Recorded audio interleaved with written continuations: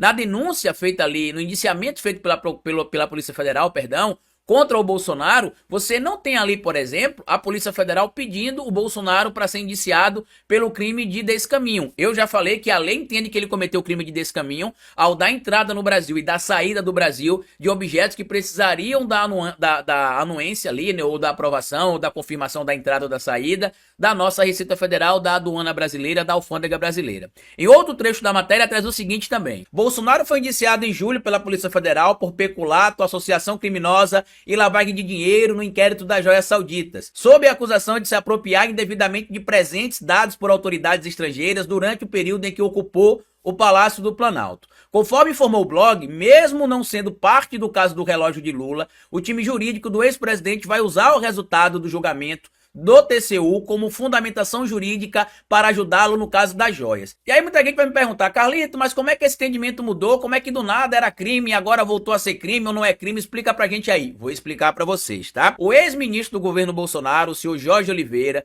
de forma sem vergonha, e desculpa aqui o termo que eu vou utilizar, mas até, entre aspas, na minha interpretação, criminosa, porque se está utilizando supostamente a lei para poder passar por cima da lei, e você não pode cometer supostamente crime para alegar que você está combatendo o crime, diz que não se pode punir o Bolsonaro porque não teria supostamente conduta infracional por parte dele, já que para o ministro Jorge Oliveira, que como eu já disse foi ministro da Secretaria da Presidência da República do governo do Bolsonaro, não existe lei que tipifique isso como crime ou não. O grande problema que a gente precisa lembrar é que em 2016 o TCU já tinha entendido sim que existia a interpretação do que era personalíssimo e do que não era personalíssimo. Inclusive o presidente do TCU, o senhor Bruno Dantas, dizia ali exatamente como seria diferenciado o que era personalíssimo do que não era personalíssimo. Mas vamos ouvir aqui o que disse o senhor Jorge Oliveira. Na última quarta-feira prevaleceu o entendimento do ministro Jorge Oliveira, ex-ministro da Secretaria-Geral da Presidência de Bolsonaro,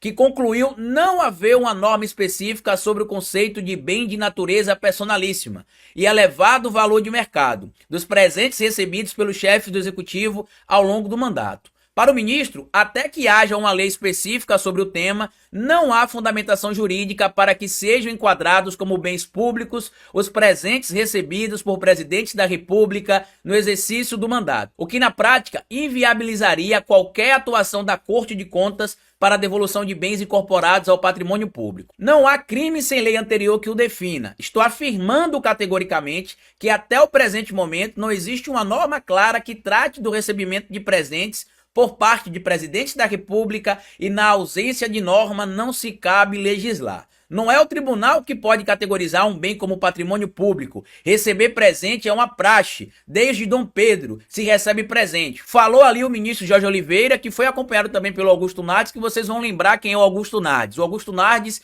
é o ministro que decidiu inicialmente no caso das joias que Bolsonaro poderia ficar com as joias e depois da repercussão negativa ele decidiu que Bolsonaro teria de devolver as joias e deu um prazo para que o Bolsonaro devolvesse as joias justamente quando ocorreu ali a recuperação das joias no patrimônio estrangeiro e a devolução no Brasil. Vamos acompanhar o que é que decidiu ali o Augusto Nardes, que foi polêmica a decisão, inclusive, na época. Ministro do TCU diz que Bolsonaro pode ficar com joias sauditas até julgamento final da questão. Deputada Samia Bonfim, do PSOL de São Paulo, havia pedido ao TCU que o material fosse confiscado, o que não foi acatado por Augusto Nardes. Essa decisão foi tomada ali no dia 9 de março. O que acabou acontecendo? O Augusto Nardes começou a ser criticado porque existia o entendimento já do TCU do que era personalíssimo, do que não era personalíssimo, tanto que o presidente do TCU, à época, deixou bem claro, inclusive, como é que se caracterizaria um presente, melhor dizendo, personalíssimo e um presente não personalíssimo, dizendo o seguinte: durante a sessão, o presidente do tribunal, Bruno Dantas, deixou claro que dois aspectos determinam quais presentes podem ficar com o ocupante do Palácio do Planalto quando ele deixa o cargo: uso personalíssimo e baixo valor monetário. Se o presente tem um caráter personalíssimo e baixo valor monetário, como uma camisa de time, um perfume, um lenço, que portanto preencham esses dois requisitos, esses bens podem ser atribuídos ao acervo particular do ocupante da presidência. Se o bem é de valor elevado ou não é personalíssimo, o destino deve ser o acervo da presidência, resumiu Dantas em seu voto. Ou seja, no entendimento naquele momento do presidente do TCU, o senhor Bruno Dantas, ficava claro a diferença de um presente personalíssimo de um presente presente que não era personalíssimo. Voltando agora ao caso envolvendo Augusto Nardes. Por quê? Ele decidiu no dia 9 de março que o Bolsonaro poderia ficar com os presentes até que se resolvesse ali a situação do julgamento para que ele depois devolvesse as joias ao Estado brasileiro. Enquanto isso, a operação recuperação das joias já tinha sido colocada em prática ali por aliados do Bolsonaro, entre eles o Mauro Cid, o Frederico Wassef e o próprio Fábio Van Garten.